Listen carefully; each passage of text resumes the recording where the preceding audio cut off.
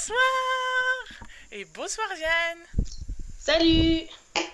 On est super contente de vous retrouver ce soir pour une capsule à conte. Donc qu'est-ce que c'est que la capsule? La capsule c'est comment on dit? Format. Un format qu'on a mis en place avec le journal Double Hauteur pendant le confinement où on vous propose un live tous les mardis soirs à 19 h sur des thèmes qui nous tiennent à cœur, qui sont divers et variés. À ce jour, il y a eu 4 capsules, on est à la cinquième, dont 3 sur des films et une sur la BD en architecture. Voilà.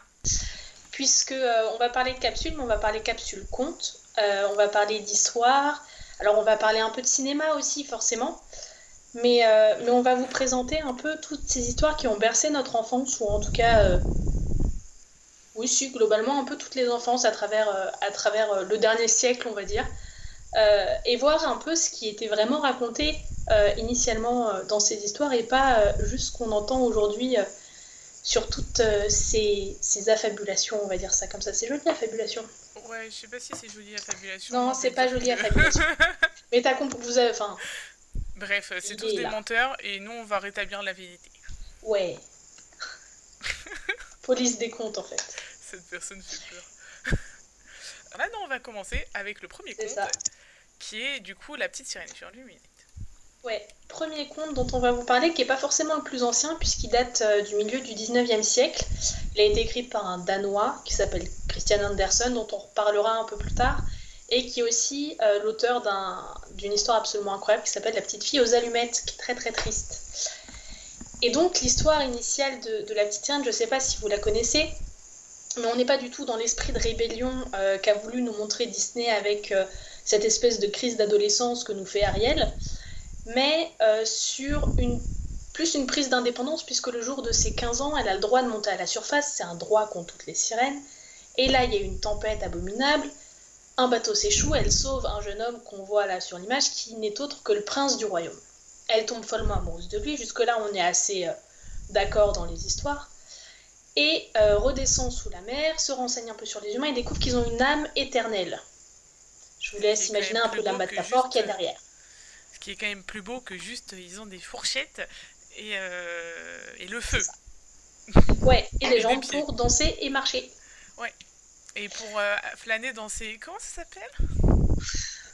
Le long d'une rue. Donc on est très très loin de cette espèce de greluche un peu que nous montre Disney. De Elle finit Goliath. par aller voir la sorcière des mers qui lui donne des jambes en échange de sa langue littéralement puisqu'elle la lui coupe et d'une souffrance abominable à chaque pas puisqu'elle a l'impression de marcher sur des lames de couteau, une notion qu'on n'a pas du tout dans les contes actuels. Oh, Enfin malheureusement. des fois, ils changent les lames de couteau en 1000 éclats de verre, mais globalement, on est sur un truc pas agréable, quoi. Non. Et elle essaie forcément de séduire le prince, puisque c'est pour ça qu'elle est montée, et qu'il faut absolument qu'elle récupère son amour, sinon elle se verra transformée en écume, et donc perdra à tout jamais son âme éternelle. Seulement le prince doit se marier à la princesse du royaume d'à côté, c'est toujours un peu comme ça. Il y a des arrangements politiques, il rencontre la jeune femme, et il est persuadé que c'est elle qui l'a sauvé du naufrage, tombe follement amoureux d'elle, finit par se marier, et la petite sirène est dévastée puisqu'elle va se transformer en écume et perdre son âme. Ses sœurs arrivent à sa rescousse avec un couteau qu'elle doit planter dans le cœur de son amour pour Pardon.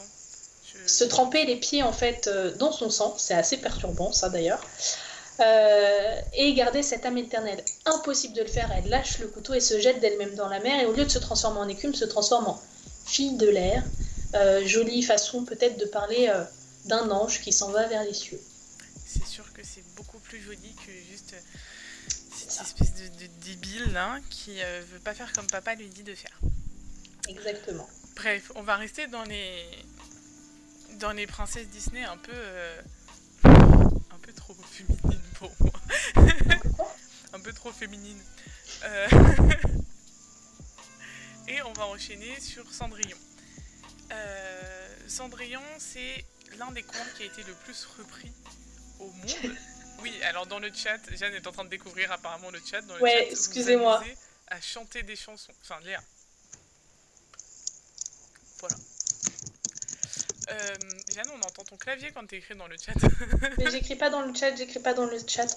Mais je ne sais pas pourquoi Valora s'offusque de pas la petite fille aux allumettes. Mais Du coup, Cendrillon. Donc Cendrillon. Cendrillon, c'est l'un des contes les plus adaptés au monde. Puisqu'il a plus de 150 versions différentes. La première version écrite datant du 3e siècle. Et la version qui va nous intéresser particulièrement, c'est celle de Perrault, puisque c'est la plus proche de celle qu'on connaît avec Disney. Et que globalement, on remarque que dans Cendrillon, on a toujours le même thème récurrent de je suis pauvre mais je suis gentil, et puis je perds un truc, il y a des gens qui m'aident à monter des classes sociales, je perds un truc et je deviens riche et gentil. En gros, version courte. Version très courte, mais assez réaliste au final. Ouais. Voilà. Mais il n'y a pas que Perrault qui a repris ce conte. Non. Il y a aussi, on va vous parler d'un deuxième auteur occidental. Alors en l'occurrence, ils sont deux puisque ce sont les frères Grimm. Donc là, on est plutôt au 19e siècle. En fait, les contes s'entendent sur ce côté justice du destin, puisqu'on est gentil, on finit bien. Par contre, sur le deuxième thème à aborder, ils sont un peu moins d'accord, puisque Perrault va parler de pardon. À la fin, Cendrillon pardonne à ses demi-sœurs et à sa marade d'avoir été méchante avec elle, alors que les Grimm, eux, ils sont pas du tout sur le pardon, ils sont sur la punition. Oui. Les demi-sœurs... Anas l'a dit dans le chat, mais vas-y, répète-le juste pour son plaisir. Qu'est-ce qu'il dit ? Il a dit que chez les frères Grimm, alors... Anastasie et Javotte se font crever les yeux par des colombes. Oui, il y a ça, mais il n'y a pas que ça, puisqu'elle se coupe aussi les orteils pour réussir à rentrer dans cette pantoufle de verre qui est un peu trop petite, comme on peut le voir sur les images. Les demi-sœurs ont des pieds absolument immenses, donc elles finissent à la fois aveuglées par les... les gens qui ont des grands pieds. Apparemment. Elles finissent à la fois mutilées des pieds et également en effet aveugles, puisque les oiseaux se vengent en fait sur leurs yeux. C'est assez horrible en fait quand on y pense. Et il y a eu pas mal d'autres adaptations cinématographiques comme la licence par exemple comme Cendrillon, puisqu'il y a déjà 5 films où elle perd son baladeur, son téléphone, assez rarement une chaussure au final. D'ailleurs, une chaussure de verre, vailléreux, de verreux ou VERT. Alors, cette phrase n'a rien à faire là, mais j'avais promis que je la ferais, donc... C'est ça. Certaines versions parlent aussi d'une chaussure de vermeil, pardon, pas de vermillon. Donc voilà, il y a pas mal de versions, mais par contre, tout le monde est d'accord sur le terme pantoufle, qui désigne pourtant des chaussons. Ouais, c'est vrai que c'est assez particulier. On va continuer dans le thème princesse. Enfin, même, on va monter d'un grade, puisqu'on va passer de princesse à reine. Reine. Et on va enchaîner avec la Reine des Neiges. Et on revient... Et en plus, on revient sur Christian Andersen, donc on fait un petit micmac, un petit zigzag c'est ça. de contes et de... Oh là là, faut s'accrocher. Hein.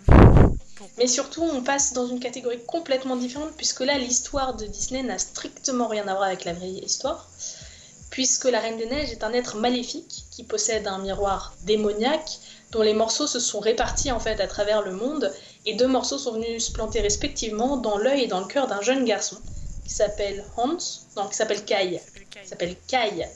Et Kai va disparaître un jour et son amie Gerda va partir à sa recherche. Elle va vivre 1001 péripéties, va finir par arriver devant l'immense château de la Reine des Neiges, et va finir par réussir à libérer son amie en pleurant sur son cœur, et lui va se réveiller et pleurer dans ses yeux à lui, faire fondre en fait la glace qui l'immobilise, et ils vont s'enfuir avant que la Reine des Neiges ne revienne. Miracle. Mais par contre, Disney en effet repris certains codes de l'histoire, puisqu'on voit bien sur les images qui défilent ce morceau de glace dans le cœur, dans l'œil, puis dans le cœur d'Anna qui va la pétrifier, la rendre quasiment morte et immobile, et elle va être libérée par les larmes de sa sœur. Oui, en fait, globalement, on reprend quand même les thèmes principaux. D'ailleurs, en parlant de larmes, on peut noter qu'il y a beaucoup de contes dans lesquels les larmes ont une puissance phénoménale. Par exemple, dans Réponse, on va pas vous en parler aujourd'hui, mais voilà, dans Réponse, normalement, il y a une histoire de larmes, et tu pleures, et pouf, ça guérit de tous les maux. Voilà. Et il y en a plein d'autres, des films comme ça, où tu guéris de tous les maux en pleurant. Ouais. On n'a pas de transition là. Hein. Là, c'est sans Ouais, transition. c'est On sans passe au aucune thème transition. suivant. C'était pour être sûr. Donc, sans aucune transition, on va vous parler de Notre-Dame de Paris. Alors, pas juste la cathédrale, que vous connaissez au moins parce qu'elle a brûlé l'année dernière, mais surtout de l'œuvre littéraire de Victor Hugo, qui a été écrite entre 1828 et 1831. Il a commencé en 1828, il a abandonné, et en 1831, il s'est mis une petite déterre, et en un mois, il avait écrit, quoi. Voilà. Ce livre, il l'a écrit principalement pour sauver la cathédrale, parce qu'à l'époque, qu'est-ce qui se faisait, Jeanne? Et bien à l'époque, ce qui se faisait, c'est qu'on récupérait les vieilles pierres des monuments qui servaient entre guillemets à rien pour en construire de nouveaux. En fait, un peu la flemme d'aller jusqu'aux carrières récupérer une nouvelle pierre. Voilà. Sauf que du coup, on détruisait complètement notre patrimoine. Et Hugo, dans son côté un peu voyante et je prédis l'avenir, avait prédit qu'un jour, il y aurait des étrangers qui viendraient du monde entier pour venir voir Notre-Dame de Paris particulièrement, mais globalement Paris dans son ensemble et tous les monuments qu'on peut présenter en France, et que ce serait notre grande richesse, que notre culture, et qu'il fallait pas la détruire. Bref, voilà. C'est un peu un mec engagé. Je pense qu'il aurait beaucoup pleuré l'année dernière. Et du coup, cette œuvre, qui date d'il y a 170 ans quand même, un peu plus, ouais, 190 ans, presque 200 ans. On n'est pas loin des 2 siècles, ouais. Et ben j'ai oublié ce que je voulais dire. Et oui, donc il y a 2 adaptations. Enfin, il y en a plus que 2, mais nous on va en parler de 2 essentiellement. Que sont la comédie musicale de 98, que certains connaissent peut-être, et le Bossu de Notre-Dame de Disney, disponible sur Disney+, comme ça on fait de la pub pour une autre plateforme que Netflix. Depuis, il a été fait en 96 de mémoire. 96. Donc la plupart des gens qui nous regardent n'étaient pas nés au moment où le film est sorti. Et donc bien sûr dans les adaptations, comme dans toute adaptation, on l'a déjà vu avant, il y a des similitudes, il y a des différences. Dans la comédie musicale qui est relativement fidèle à l'histoire, la plus grosse différence qu'on va voir, c'est l'absence de la chèvre Gila. Ouais, chèvre qui représente la sorcellerie en fait pour Victor Hugo, puisqu'Esmeralda est diseuse de bonne aventure, un peu sorcière, enfin c'est une gitane qui fait de la sorcellerie dans sa caravane. Voilà. Et alors qu'elle est tout à fait présente dans le dessin animé. Par contre, dans le dessin animé, il y a un happy end qui n'existe pas.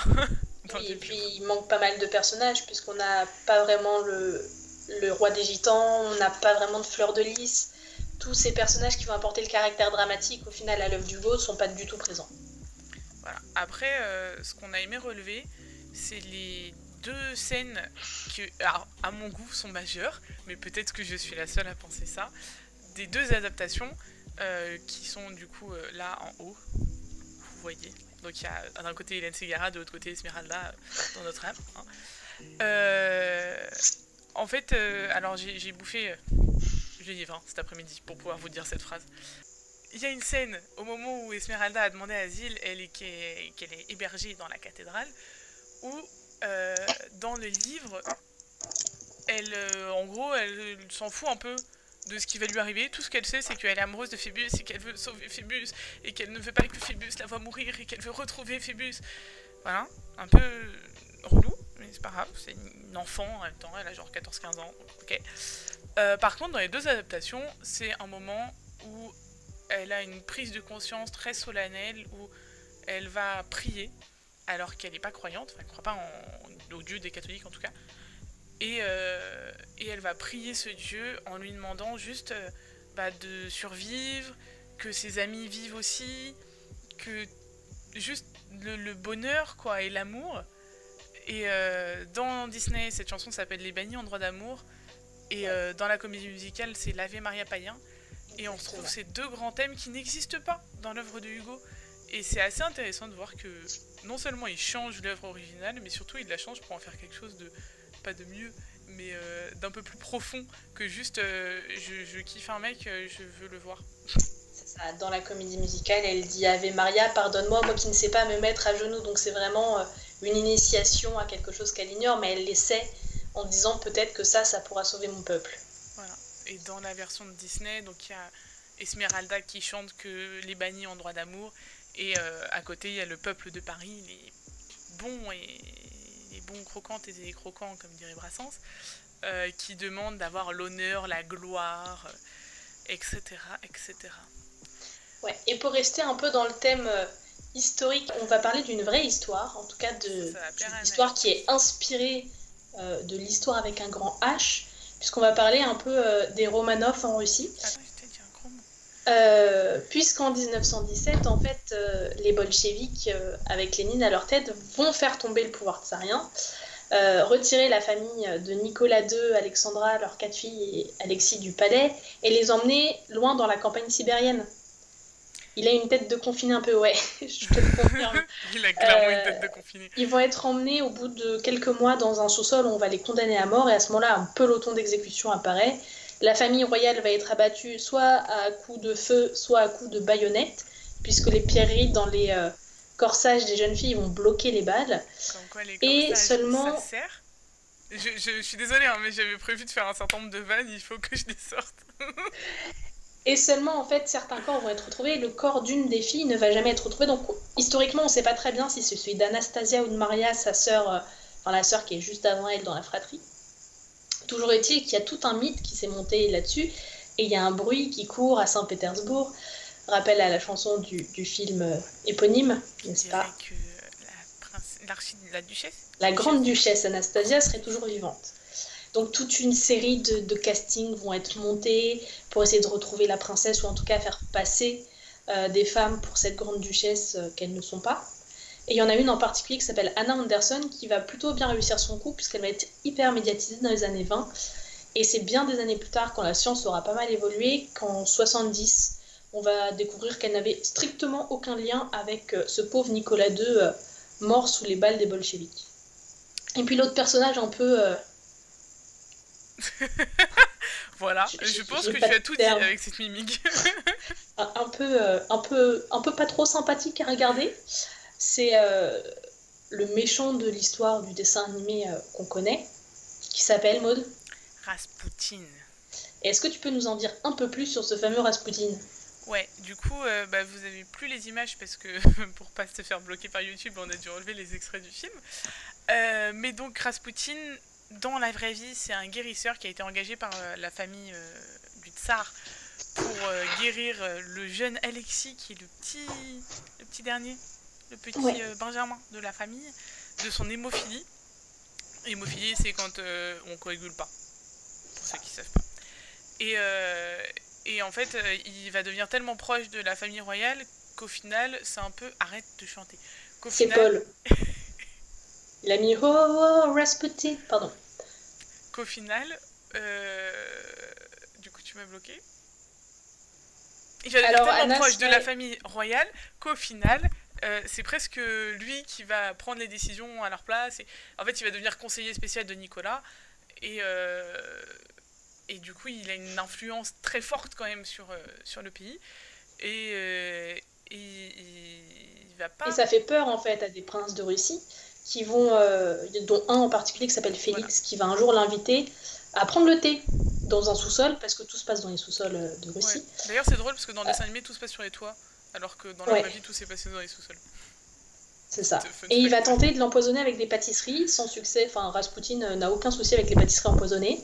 Après, il va lui tirer dessus, aller chercher des copains, revenir. Rasputin aura disparu parce que lui tirer dessus, plus le poison, c'est pas suffisant. Donc, ils finissent par l'abattre encore une fois à coups de feu et le jeter dans la rivière. En fait, quand on va découvrir son corps et qu'il va y avoir une autopsie, on va se rendre compte qu'il n'est mort que noyé et non pas des suites de ses blessures par balle ou du poison en fait. Donc c'est pour ça on va garder ce côté très mystique dans le dessin animé qui ne peut pas être diffusé, sinon YouTube va encore nous bloquer, mais qui n'est pas un Disney d'ailleurs. On a gardé ce côté très mystique au point que dans le dessin animé il va lier carrément un pacte avec le diable, il va vendre son âme, et on a une scène où il poursuit la princesse Anastasia et sa grand-mère. La glace se brise en fait sous lui, on retrouve cette scène de la noyade où il va se noyer dans les eaux glacées de la rivière, c'est absolument terrible comme ça. Sauf qu'il meurt pas, mais ça se Et donc on est sur une histoire qui a été un peu réécrite c'était et si on avait retrouvé cette fameuse grande duchesse, qu'est-ce qui se serait passé? Si Anna Anderson, par exemple, avait été la vraie Anastasia, qu'est-ce qui se serait passé? Et puis au final, on ne diffère pas trop de l'histoire originale, à part Non. le fait du coup que Rasputin, au lieu d'être un guérisseur, il devient une espèce de mage noir. Mais en dehors de ça, de ce côté mystique, on garde quand même beaucoup l'histoire avec un grand H telle qu'elle a été écrite. C'est ça. Et pour continuer dans les thèmes historiques, parce qu'il n'y en a jamais assez,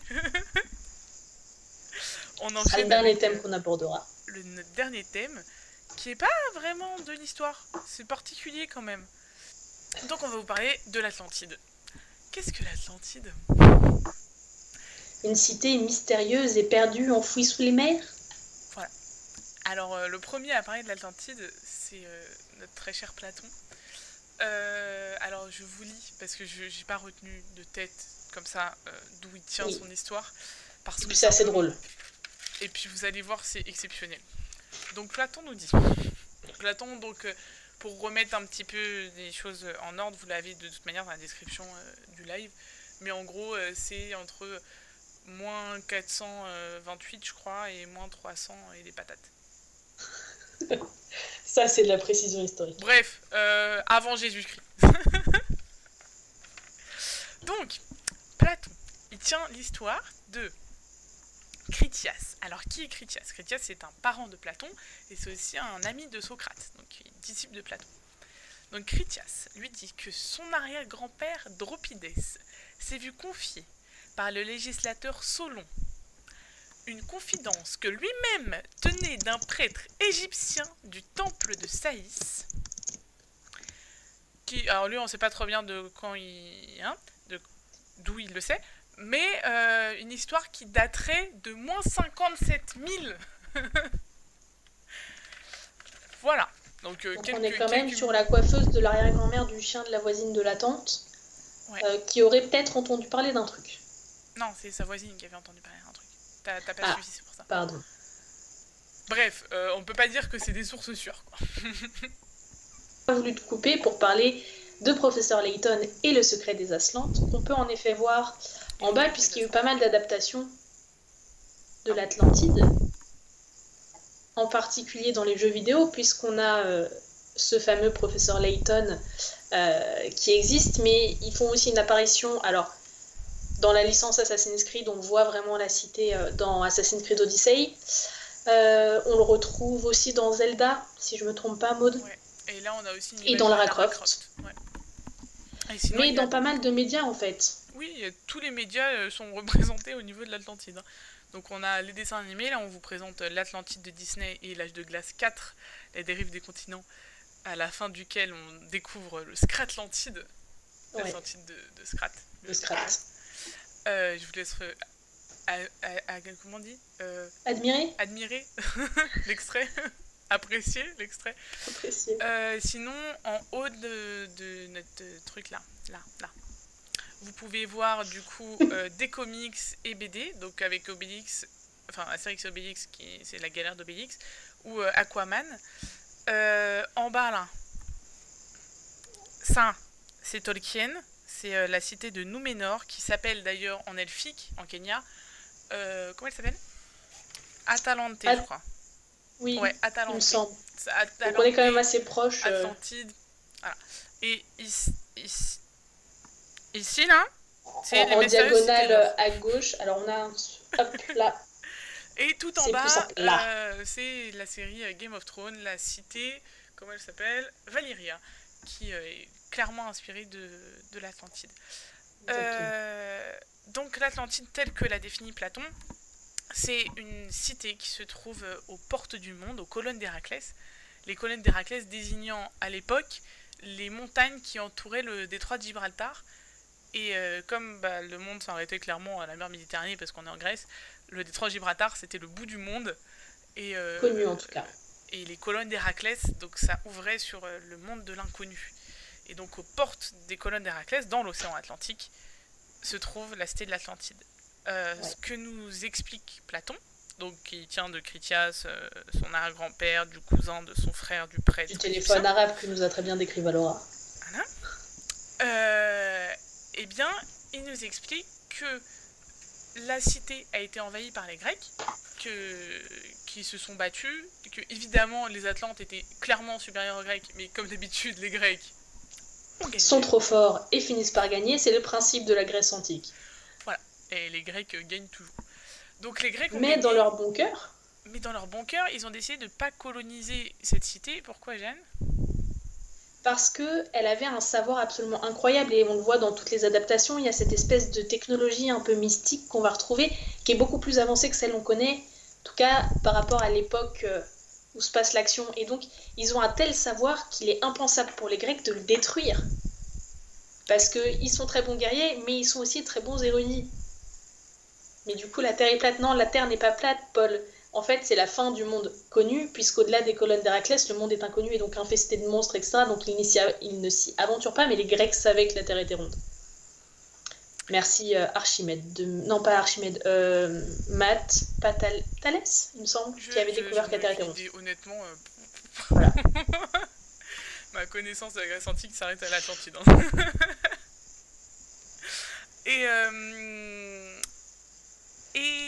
Et oui, et du coup, l'Atlantide n'est pas colonisée par les Grecs, heureusement, puisque si les Grecs avaient été là, ils seraient tous morts.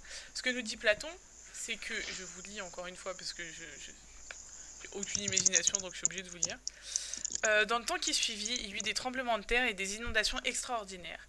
Et en l'espace d'un seul jour et d'une seule nuit néfaste, tout ce que vous aviez d'habitants fut englouti d'un seul coup dans la terre, et l'île d'Atlantide, s'étant abîmée dans la mer, disparut de même. Et en fait, ce qu'il nous dit, c'est que l'Atlantide disparaît, qu'elle rend, de par son existence et du coup son absence d'existence après, la mer complètement impraticable. Et que c'est pour ça qu'ils ne s'aventurent pas au-delà des colonnes d'Héraclès aussi. C'est parce que la mer est trop violente et que ce serait la faute de l'Atlantide. Et en fait, ce qui est intéressant de voir avec ce conte, cette légende, ce mythe, c'est que il a, et il est encore aujourd'hui, extrêmement pris au sérieux, et ça explique qu'il y ait autant d'adaptations. Et quand on voit la vaste fumisterie qui est la source de Platon, c'est un peu étonnant. Mais oui, l'Atlantide, selon beaucoup de scientifiques, et globalement beaucoup de monde, et peut-être nous aussi au final, existerait bel et bien quelque part, et elle serait en effet la source d'un savoir. Et ce qui est intéressant, on en parlait hier en off, c'est le fait que c'est une légende qui a voyagé, puisque les Égyptiens en parlent aussi. On peut imaginer que les Mayas auraient la même idée de l'Atlantide, sauf que non, parce que, enfin, c'est une autre histoire, mais c'est dans le même genre de légende. Et c'est intéressant de voir comment cette légende a traversé les époques et les régions, les frontières, à une époque où il n'y avait pas Internet. Ouais, alors Valora nous parle du triangle des Bermudes pour la position potentielle de l'Atlantide. Il y a une autre position aussi qui est le point Nemo. Le point Nemo, en fait, ça correspond au point dans la mer le plus éloigné de toute terre émergée. La cité d'or aussi, si je dis pas une bêtise, qui est la cité d'or dure, pardon. Ouais, en fait, je disais cité d'or parce qu'on a les cités d'or qui sont qui évoquent aussi l'Atlantide. Alors j'en ai noté. Je crois que j'ai pas ma feuille avec noté. Mais il y a eu pas mal d'expéditions en fait pour découvrir l'Atlantide. Donc Disney nous le montre avec cet univers un peu steampunk et Milo qui part à la découverte à la découverte de cette Nemo. Non, Milo. Par contre, on peut parler de Nemo parce qu'on peut parler du point Nemo qui est le point le plus éloigné de toute Terre. Mais j'en ai parlé. T'en as parlé ? Oui. C'est pour ça qu'elle dit Nemo alors. Oui. J'ai juste pas écouté. Comme quoi être sœur, en fait, ça ne garantit pas qu'on s'écoute l'une l'autre. Loin de là. Comme quoi être sœur, ça garantit qu'on écoute toutes les deux Anaël. Et du coup, on s'est complètement perdu dans nos histoires. Mais c'est pas très grave. Donc, Milo Steampunk, il visite l'Atlantide, il découvre ce pouvoir mystique qu'on peut voir d'ailleurs sur les images qui n'ont pas été coupées par YouTube. Avec ces cristaux qui activent des machines ancestrales et magiques qui volent et tout. Et en fait, c'est l'idée un peu qu'on a d'Atlantide encore aujourd'hui, qui est de nous dire que si elle existe, ce serait un endroit qui serait 1000 fois plus avancé que nous ne pouvons l'être, Et d'ailleurs, c'est pas la seule civilisation antique qui existe et où on peut se poser des questions sur comment est-ce qu'elle a pu évoluer aussi vite. Et voilà, bref. Et en fait, je voulais parler des pyramides des Égyptiens, mais je savais pas comment amener le truc, donc je l'amène pas. Du coup, t'as fait un truc un peu bizarre parce que c'était pas prévu. Voilà. Le pouvoir des Wings, c'est ça le secret de l'Atlantide. Sans Oui, aucun non. doute. Moi, je pense que les Illuminati ont trouvé Atlantide. Bah oui, parce que le triangle des Bermudes. Ouais, possible. C'est leur QG. Tout est lié, hein. Ah bah oui. Pourquoi tu crois qu'elle a pas de sourcils, la Joconde? Rien à voir. Et donc voilà, donc on va conclure un peu nos recherches, en tout cas sur l'Atlantide, ce monde perdu qu'on découvrira peut-être un jour, qui sera peut-être découvert un jour, mais pas de notre vivant, on ne sait pas. Et qui connaîtra encore quelques dizaines, je pense, d'adaptations. Quelques dizaines d'adaptations. Et donc sur ce, on a... Bah, ce n'est pas du tout ce que je voulais faire. Voilà. Oui. La meilleure monteuse. On a fini. Bon allez, bonne soirée à tous. N'oubliez pas, pouce bleu sous la vidéo. Oui, pouce bleu et vous partagez et puis faites en sorte qu'il y ait plus de 15 personnes la semaine prochaine. On compte sur vous. Allez, bisous. Salut, bisous.